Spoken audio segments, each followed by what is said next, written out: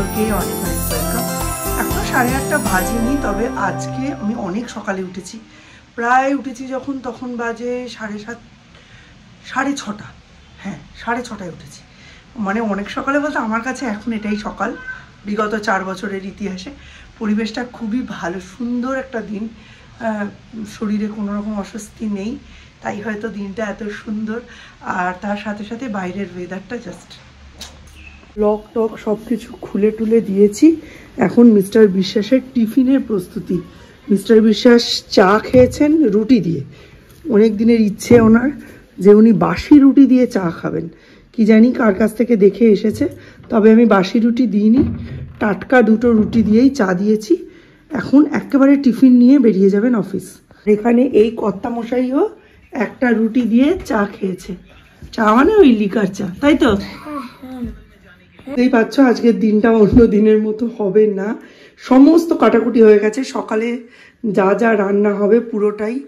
আর এখন রান্নার প্রস্তুতি, মানে মিস্টার বিশেষের টিফিনের রান্নাটা আগে করতে হবে। চলো ঝটপট। ওকে রাতের একটু আলু কুমড়ো পটলের তরকারি, আলু পটলের তরকারি তুলে রেখেছি। আর সকালবেলা রুটির সাথে একটু কুমড়ো আর পেঁয়াজ দিয়ে ভেজে দিচ্ছি। একটা ভাজা থাকলে খাওয়াটা ইজ হয়। বেরিয়ে গেলে মনে হয় বাড়ি থেকে কুরুক্ষেত্র যুদ্ধ শেষ হলো। বাপ রে বাপ। চলো এই দরজাটাও দিতে হবে। এই দরজাটা না দিলে আবার মনের মধ্যে একটা অশান্তি থাকে। রাস্তার ওপর বাড়ি হলে যা হয় আর কি, কন্টিনিউয়াস মনে হয় এসে নিয়ে গেল ওসব। আর শীতকালে দরজা জানলা বন্ধ থাকে তো আরও বেশি এইসবের চান্স। একবার আমি আর মা ভেতরে বসে চা খাচ্ছি, এইখানে ঠাকুরের বাসন উপর দেওয়া, হঠাৎ করে যখন তুলতে এলো দেখলো বারকোষটা নেই। এই হচ্ছে কাহিনী আমাদের বাড়ির। সম্পর্ক তৈরি করলেই হয় না, সম্পর্ককে গ্রুম করতে হয়, নার্চার করতে হয়। প্রতিটা দিন সম্পর্কের প্রথম দিন, এটা ভেবেই প্রিয় মানুষটাকে কেয়ার করতে হয়, তাকে সম্মান জানাতে হয়। শুধু ভালোবাসা দিয়ে পেটের ভাত হজম হয় না, সারা জীবন কাটে না। সম্মান দিয়ে, পয়সা দিয়ে, অর্থাৎ অর্থ দিয়ে, সব কিছু দিয়ে ভালোবাসাকে প্রতিদিন নতুনভাবে আবিষ্কার করতে হয়। ঠিক তেমনি শুধু ইনডোর প্ল্যান্ট লাগালাম আর বাড়ি সুন্দর রইল, ব্যাপারটা সেরকম নয়।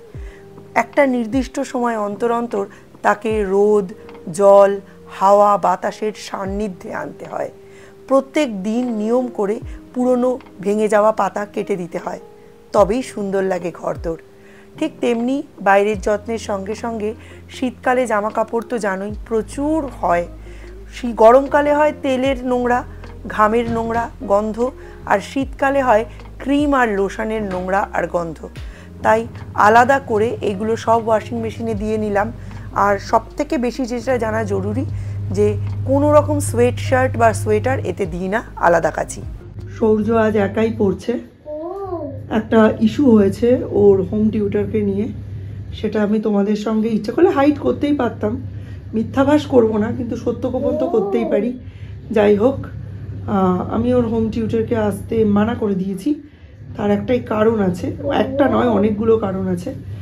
তো আমি ইচ্ছে করেই ভিডিওতে তার মুখটা প্রকাশ্যে আনিনি, কারণ তারও তো এটা বিজনেস। তো সেক্ষেত্রে আমি চাই না কোনোভাবে আমার জন্য তার বিজনেস ক্ষতিগ্রস্ত হোক।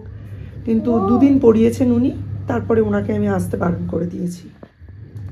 এখনো কাঁচা হয়ে চলেছে, শুকাবে কখন ভগবান জানে। রুটি তরকারির কুটনো কুটলাম, বলছে আমি তখনই লিখবো যদি আমার ম্যাগি করে দাও। ম্যাগি করে দিতে হবে। হ্যাঁ, ও আর ও হয়ে গেছে, ও তো কমপ্লিট হয়নি। ওই তো ওইদিকে ও বাকি রয়েছে, 3টা ও বাকি রয়েছে, লেখো। হ্যাঁ ঠিক আছে। 1 থেকে 10 লিখেছো, এবার 10 থেকে 1 উল্টো দিকে। প্রথমে লিখবে 10, এখানে লেখো 1 0 10। 10 এর আগে কি আছে? 9 লেখো। 10 এর পাশের বক্সে 9 লেখো। 9 এর আগে কি আছে? 8 লেখো। 3 5 প্রথমত উনি আসছেন মাত্র 2 দিন। সৌর্য এখন পড়াশুনোর যেই লেভেলে রয়েছে সেটা তৈরি করেছে শালিনী আর আমি। উনি কালকে এসে ওর গায়ে হাত তুলেছেন, যেটা আমার সব থেকে খারাপ লেগেছে। আমি ছোটোখাটো মারার কিন্তু বিপক্ষে নই, আমিও তো আমার সন্তানকে পড়ানোর সময় মারি। টিচাররা প্রথমেই বাচ্চাকে চিনবে, জানবে, আদর করে তাকে কাছে বসাবে, তার মনটা জয় করবে, তারপর তার পড়াশুনোর দিকে যাবে। আর যেখানে পুরনো কোনো কিছু শেখানো, লেখানো, সব কিছুর কোনোটাই উনি করেননি, ওনার একদম বেসিক থেকেই শুরু করার কথা, সেখানে উনি রেস্টলেস হয়ে ওনার টিউশনের দ্বিতীয় দিনেই সৌর্যকে মেরে ফেললেন। এটা তো কখনোই হওয়া সমীচীন নয়। একটা বাচ্চাকে বুঝিয়ে, ভালোবেসে, বকে, চোখ রাঙিয়ে অনেক কাজ করানো যায়, আদর দিয়ে অনেক কাজ করানো যায়। এবং সেখানে মারার দরকার কখন পড়বে? যখন সেই বাচ্চা খুব অবাধ্য হবে, খুব চঞ্চল হবে, তখন পড়বে। আমি কেন টাকা দিয়ে এমন কাউকে বাড়িতে অ্যাপয়েন্ট করব যে আমার ছেলেকে ধরে মারবে? একদমই আমি এটা সাপোর্ট করতে পারছি না। 2 নম্বর যেটা, সেটা টোটালি আমার ইস্যু, সেটা আমি খাতাটা দেখালে তবে আপনাকে বলতে পারবো, মানে তোমাদের আমি বলে বোঝাতে পারবো অ্যাকচুয়ালি খাতাটা দেখালে। পেটে ছবি এঁকে দিয়েছি, সৌর্য এরম করে দেখছে। কি এঁকেছি? স্মাইলি। লিখতে লিখতে খালি শুয়ে পড়ে, পেটে এঁকে দিয়েছি। রুটি করলাম, কোথায় রুটি খাবে তা না, এখন ম্যাগি খাওয়া লেগেছে, বেকার। রুটি হচ্ছে একটা কমপ্লিট খাবার, এখনকার বাচ্চা কাচ্চারা না এটা রুটি ফুটি খেতে চায় না। সৌর্যকে এইভাবে প্র্যাকটিস করাই, ঠিক আছে? Capital A small A, capital B small B, capital C small C, এইভাবে। ওর মিস ওকে প্র্যাকটিস করাচ্ছে। এগুলো কিন্তু আমার লেখা, এগুলোর মিস লেখেনি, ওকে নিজে নিজে ছেড়ে দেয়। তারপরে ই এফ এইচ মানে জি সব একদিনে, 2 দিনে জি অবধি পৌঁছে গেছে। আরে একটা ওয়ার্ড ভালো করে লেখা শিখবে তবে তো পরেরটাতে জাম্প করবে। এ বি একসঙ্গে শেখা যায়, বা তার সাথে small A, capital A small A, capital B small B শেখা যায়। একসাথে এইচ অবধি যাবে কার্সিভে, এত হাতে স্ট্রেংথ, এত মেমোরি স্ট্রেংথ তোদের এখনো হয়নি, এটা বুঝতে হবে। এটা হচ্ছে টেকনিকগত ভুল। দিন সৌর্যকে এইভাবে 1 থেকে 100 লিখিয়েছে। একটা বাচ্চা কখনোই প্রতিদিন 1 থেকে 100 বসে লিখবে না। কালকে কি হয়েছে, এখানে উনি 5 অবধি লিখে দিয়েছেন, সৌর্যকে বলেছেন ছোট ছোট করে লিখতে। এই বয়সী বাচ্চা ছোট করে কেন লিখবে? এবং এইগুলো সব হাতে ধরিয়ে লেখানো। আমি হাতে ধরিয়ে লেখানো একদম অপছন্দ করি। আমার ছেলে চিরকাল নিজে হাতে লিখেছে। লেখার সাইজ বড় হোক, এই বয়সে বড়ই হবে, আস্তে আস্তে 1 থেকে সাইজ ছোট হবে, কিন্তু এইভাবে ছোট লেখানোর জন্য হাতে ধরিয়েই তো আমার ছেলে সব লিখেছে। লেখে না যে তা তো নয়। এইভাবে হাতে ধরিয়ে লেখানো এটা আমি একদমই অপছন্দ করি, চলবে না। কিভাবে বাংলা লেখাই এটা তোমাদের একটা স্যাম্পল দেখালাম। এবার ওর মিস ওকে বাংলা লিখিয়েছে, দাঁড়ো, দেখলে না গা হাত পা চুলকাবে। এই খাতাটায় লেখায়নি, অন্য কোথাও। ওর মিস বাংলা লিখিয়েছে। আমি কি বলেছি পয়সা বাঁচাও, জায়গা বাঁচাও? এইভাবে কেউ লেখায়? এই বাচ্চার হাতের লেখা তো পরবর্তীকালে কাগের ঠ্যাং বগের ঠ্যাং হয়ে যাবে। আমি এইভাবে লেখাই, এইটা আমার লেখানো স্টাইল। এর আগে যত পাবেন আমার লেখানো স্টাইল। এগুলো কি ছোট লোকের মতো হাতের লেখা হবে? এইগুলোও একটা কারণ, তবে মেন কারণ কিন্তু ওইটাই। বুঝতে পারছেন তো যে কি কারণে আমি সৌর্যের মিসকে আসতে মানা করে দিয়েছি? খারাপভাবে বলি। কেন খারাপভাবে বলবো? এটা হচ্ছে ওনার পড়ানোর স্টাইল আর আমার পড়ানোর স্টাইলের মধ্যে পার্থক্য। প্রত্যেকের পড়ানোর একটা নিজস্ব স্টাইল থাকে। আমার পড়ানোর স্টাইলের সাথে ওনার পড়ানোর স্টাইল ম্যাচ করছে না। সৌর্য আজকে যে কি তাড়াতাড়ি ফরওয়ার্ড কাউন্টিং আর ব্যাকওয়ার্ড কাউন্টিংটা ধরে নিল, আমি জাস্ট অবাক। আমি খালি একবার বলেছি, এখন তো না দেখে পারবে না, বাট দেখে তো পারবে। আমাকেই তো আমার বুঝতে হবে আমার বাচ্চা কোন স্টেজ, আমাকে বা টিচারকে আমার বাচ্চা কোন স্টেজে আছে। তার মানে এইটা ম্যাচিওর হয়ে গেছে, পরের স্টেজটা আর একটু আমি এগোবো। সেটা যদি টিচার না বুঝে, না জেনে, স্পেশালি বাচ্চাকে না বুঝে না জেনে তুমি কিছুই শেখালে না, কিছুই জানালে না, তোমার পড়ানোর কোনো কোয়ালিটি নেই, অথচ তুমি বাচ্চাকে মারছো, এটা কি কোনো কারণে মানে সম্ভব? আমি মেনেই নিতে পারছি না। আরে তুমি কিছুই শেখাওনি সৌর্যকে। সৌর্য যখন জিরো, কিছু জানে না, সব কিছু শালিনী শিখিয়েছে। আমি একদম বেসিক লেভেলটা আমি শেখাইনি, এখন আমি ওকে শেখাচ্ছি কিভাবে উঠতে হবে, বসতে হবে, টিচারের সামনে কিভাবে দাঁড়াতে হবে, কিভাবে কথা বলতে হবে, সেই সব কিছু জেনে একটা বাচ্চা তোমাকে গুড মর্নিং ম্যাম উইশ করে তোমার সামনে গিয়ে বসলো, 1.5 ঘন্টা আমি তাকে তোমার কাছে দিচ্ছি, তুমি তাকে চিনলে না, জানলে না, কিছু তাকে শিখালে না, তোমার কোনো কন্ট্রিবিউশন নেই তার প্রতি, তুমি তাকে মেরে দিলে। আমার কাছে ওনার ভিডিওও আছে, কিন্তু আমি এই ওনার ভিডিওটা আমার কোনো ভিডিওর মধ্যেই দেব না, কারণ আমি চাই না আমার ভিউয়াররা, নৈহাটির ভিউয়াররা ওনাকে চিনুক, জানুক এবং ওনার কাছে বাচ্চাকে পড়তে দিতে ওরা অস্বস্তি ফিল করুক। টিচার মানেই সবই ঠিক, সবই রাইট তা না। টিচারের হাতের বেত অবশ্যই ফিরিয়ে দেওয়া উচিত, কিন্তু তার মানে এই না সে যা করছে সব ঠিক। রান্নাবান্নাটা করে ছাদে যাব জামা কাপড় মেলতে। ওই দেখো পুরো গজনি হয়ে গেছি। কি জন্য এলাম ফ্রিজ খুলতে, কথায় কথায় সেটাই ভুলে গেছি। আবার রান্নাঘরে যেতে হবে, তবে মনে পড়বে। ও হ্যাঁ, আলু কুমড়ো তরকারিতে ছোলা দেবো, ভেতরে ছোলা রয়েছে। দেখুন যখন এরম হবে, আপনাদের হয় যখন এরম হবে, সঙ্গে সঙ্গে সেই জায়গাটায় দ্বিতীয়বার যাবেন, দেখবেন মনে পড়ে। তরকারিটা আমার ওয়ান টাইম ফেভারিট তরকারি, একদম নিরামিষ, হালকা পাতলা করে কুমড়ো দিয়ে, আলু দিয়ে, ছোলা দিয়ে একটা তরকারি। এটাতে মটরশুঁটি দিলে ভালো লাগে না, হিং দিলে ভালো লাগে। জানলাগুলো আজকে খোলা হলো না, থাক, একটু পরেই মশা ঢুকবে, রোদের তো বালাই নেই। চলুন ছাদে যাই, জামা কাপড়গুলো মেলে দিয়ে আসি।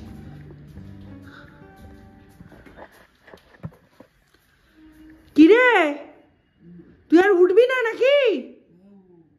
ভাই উঠেছে 7:30টা আর তুই উঠছিস 10:30টা, লজ্জা লাগা উচিত।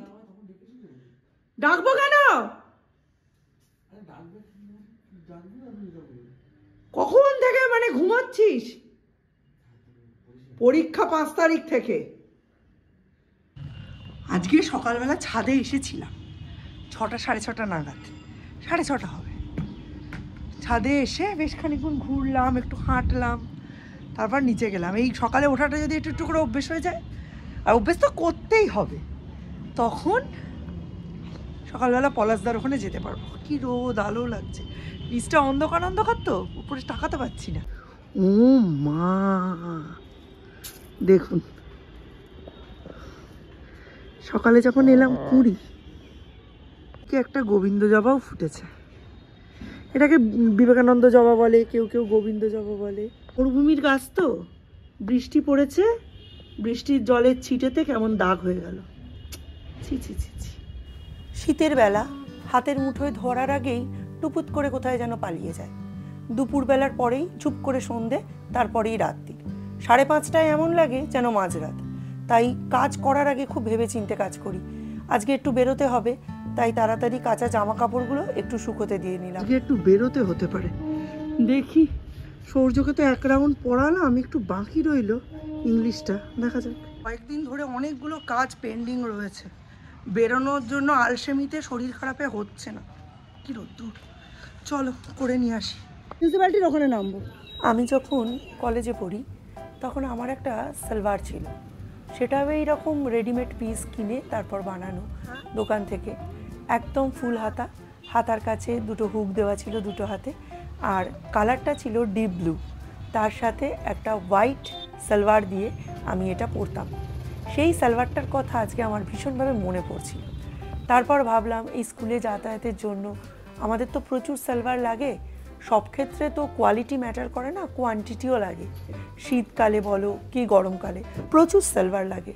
তাই চলে আসলাম ম্যাডামে, এখানে পিস কিনে বানাবো। পুজোর সময় তো দেখেইছো যে অনেকগুলো শাড়ি পিকো করিয়েছিলাম, ফলস বসিয়েছিলাম, কিন্তু ব্লাউজগুলো ওই সময় না বানাইনি, তাই ব্লাউজ বানাতে দিলাম। আর ওই দেখো ওই নীল সালোয়ার কুর্তিটার কথা মনে পড়েছে বলে এই ব্লু অ্যান্ড রেডের সালোয়ার কুর্তির পিসটা আমি পছন্দ করেছি। আমার ভীষণ ওই কুর্তিটা আর সালোয়ারটার কথা মনে পড়ছিল। তারপর ম্যাডামের যিনি ওনার, ওনাকে বারবার বলছিলাম আমার একটু ভালো ভালো কিছু পিস দেখাও, যাতে আমি মানে পরে ডেলি কার রোজ কার ইউজ করতে পারি। অনলাইনে তো প্রচুর কিনলাম, আর মোদিজি বলেছেন না স্টে লোকাল। আমরা যদি লোকাল কাস্টমার না হই, আমরা যদি লোকালদের কাছ থেকে না নিই, তাহলে কি করে হবে বলো? সবাই যদি অনলাইনে পারচেস করে, এক তো টাকা বেশি যায়, উপরন্তু হচ্ছে এই লোকাল মার্কেটগুলো, লোকাল ইকোনমিগুলো টোটালি নষ্ট হয়ে যায়। এইটাও পছন্দ হয়েছিল। তারপর এটার পরে যখন এই পিসটা দেখলাম, বিশ্বাস করো আমি এরকম কোনো পিস কোনো দিন দেখিনি। এটার বহরটাও একটু বড় ছিল, তাই আগেরটা যতটা কাপড় লেগেছিল এটাতে ততটা কাপড়ও লাগলো না। এটা একদম অন্যরকম পিস, আমার খুব পছন্দ হয়েছে। আর আমার না এইগুলো সব 3/4 হাতা বানিয়েছি, বাট এরপরে এই সালোয়ারটা দিয়ে মাপ দিলাম, এটার মাপটা ভীষণ সুন্দর। এরপরে বেশ কটা সালোয়ার আমি ওই ফুল হাতা বানাবো। ট্যানের চিন্তা আমার আগে কোনো দিন ছিল না। কলেজ লাইফে আমাদের বাপের বাড়ির যেহেতু নিয়ম যে বাড়ির মেয়েরা সব 3/4 অথবা ফুল স্লিভ জামা কাপড় পরবে, তাই আমার সেরমই অভ্যেস ছিল। এখন ছোট হাতা পরে পরে ট্যান ট্যান ট্যান ট্যান করে পাগল হই। তারপর ভিতরে থেকে কাজকর্ম সেরে আমি পাকিস্তান বাজারের উদ্দেশ্যে রওনা দিলাম। পাকিস্তান বাজারের ভেতরে এই রাস্তাটা দিয়েই আমি মা বাবার সঙ্গে মিউনিসিপ্যালিটি থেকে আমাদের ঠাকুরপাড়ার বাড়িতে ফিরতাম। ঠাকুরপাড়ায় আমার বাপের বাড়ি, তো এই রাস্তাটা না আমার তখন একদম অপছন্দ ছিল। কাছেই একটা মাছ বাজার, প্রচণ্ড নোংরা গন্ধ আর জল থাকতো, কিন্তু এখন এই রাস্তাটা আমার নস্টালজিয়ায় মোড়া হয়ে গেছে। সেই জন্য এই রাস্তাটা দিয়ে বারংবার যেতে খুব ভালো লাগে। এখান দিয়ে অ্যাকচুয়ালি আমি যাচ্ছি প্রকাশ স্টোর্সের উদ্দেশ্যে। কয়েকদিন আগে দেখিয়েছিলাম না সৌর্য অনেকগুলো চাদর কিনে এনেছে, এবার তার মধ্যে ইয়েলো চাদরটা আমি পছন্দ করেছিলাম। সৌর্য তো একেবারে বায়না করে করে নীল রঙের একটা চাদর নিল, যেটা আমার একেবারেই অপছন্দ ছিল। আর বাড়িতে এসে দেখি এ বাবা, আমি তো মশারি কিনে এনেছি, কিন্তু বাড়িতে অলরেডি একটা 6x7 মশারি রয়েছে। তাই বিলটা নিয়ে গেছিলাম, এই মশারিটা আর এই ব্লু চাদরটাকে আমি বদলাবো। এই দুটো মিলিয়ে যা টাকা পয়সা হবে সেই দিয়ে একটু চাদর কিনবো। আমার বিছানার চাদর এবারে পুজোর সময় কেনা হয়নি, বাড়ির কাজ হলো না, ওই জন্য। তো অনেক চাদর দেখলাম, প্রকাশে তো বিশাল স্টক, 700, 800, 1000 টাকা দামের চাদর দেখাচ্ছে। অত দামি দামি চাদর দিয়ে আমার হবে কি? তাই জন্য আমি রেগুলার ইউজের খুব সুন্দর সুন্দর প্রিন্টের বেশ কিছু চাদর দেখছিলাম। তো দেখো এখানে এই চাদরটা আমি পছন্দ করেছি, পরে তোমরা দেখতে পারবে এই চাদরটা আমি কিনেছি, এটাকে আমি কোথায় ইউজ করছি, বাড়িতে গিয়েই আমি এগুলো পেতে ফেলবো, আমার এত পছন্দ হয়েছে। আর তারপরে এই ব্লু চাদরটা, এটাও নতুন ধরনের প্রিন্ট, নতুন ধরনের কালার। আমার শাশুড়ি মা থাকলে এই কালারটা নিতে দিতেন না, বলতেন কি এই রঙগুলো টিকে না, এগুলো সব উঠে যায়। কিন্তু এই যে নিজে বাজার করতে বেরিয়েছি, খুব আনন্দ। তারপর যেটুকু টাকা বাঁচলো, মানে এক্সট্রা হচ্ছিল, টাকা তো ক্যাশ ফেরত পাবো না, তাই এইটা নিয়ে নিলাম। ওপার যাবেন? হ্যাঁ ওপার, আমি একাই যাব। ওপারে মিনি ভবন 6 নম্বর বিল্ডিং। হ্যাঁ 20 টাকায় যাও। না না অনেক আছে, যাও।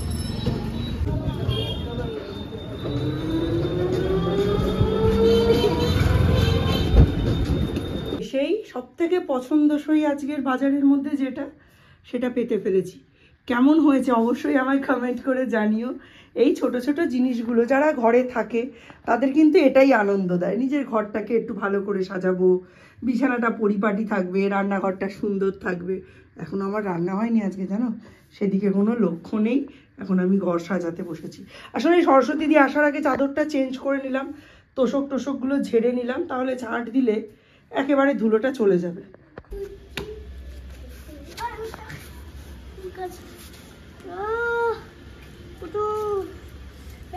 দেখবে গাইস, তখন কি আনলক করেছি, কোনটি দেখে পুরো অবাক হয়ে যাবে। গাইস রিচি, এই যে 2 নম্বর ঘরেও পেতে ফেলেছি, দেখো হলুদ রঙের। কেমন লাগছে বলো? আমার তো খুবই ভালো লেগেছে।